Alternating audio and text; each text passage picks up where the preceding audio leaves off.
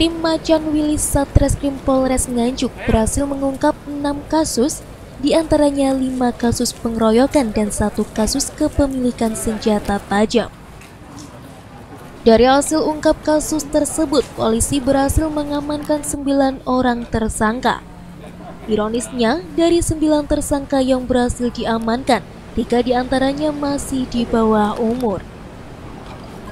6 tersangka yang ditahan yakni berinisial BPS, BT, MR, AMM, FBA, dan RBS. Sedangkan tersangka yang masih di bawah umur yakni MFF, EW, dan DR. Semua tersangka yang berhasil diamankan merupakan warga Kabupaten Nganjuk.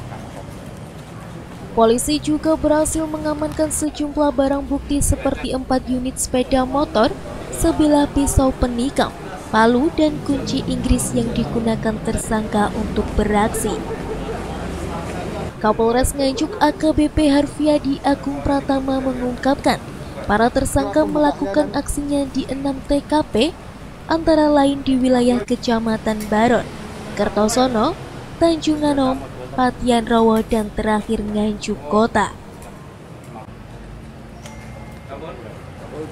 Jadi ke-6 kasus ini setelah kita lakukan pendalaman, ternyata satu sama lain saling berkaitan. Ya, artinya beberapa kejadian pada beberapa minggu terakhir yang cukup meresahkan masyarakat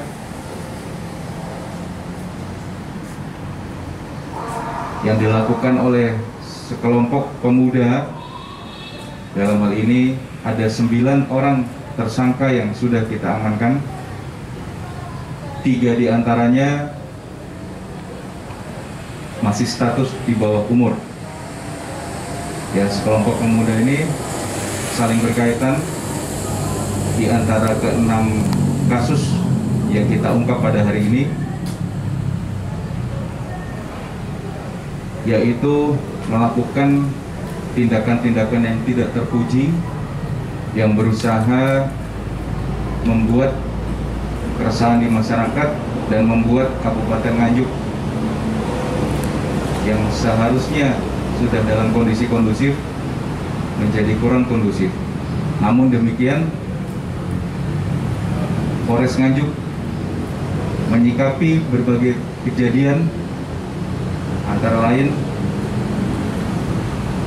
ada yang TKP-nya di Baron, kemudian di Warujayeng, kemudian di Patian Rowo, kemudian di Kertosono,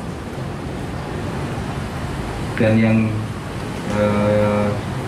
terakhir di Kota Nganjuk. Kami dari Polres Nganjuk melakukan upaya-upaya. Setiap malam kita laksanakan giat patroli skala besar, dan alhamdulillah kita berhasil mengamankan 9 orang tersangka ini. Mudah-mudahan ini bisa menjadi efek jera bagi pihak-pihak ataupun oknum-oknum lainnya yang berusaha untuk membuat Nganjuk menjadi tidak aman.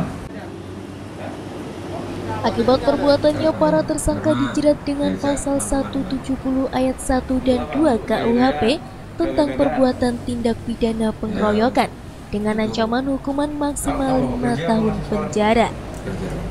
Sedang tersangka yang masih di bawah umur dikenakan wajib lapor 2 minggu sekali.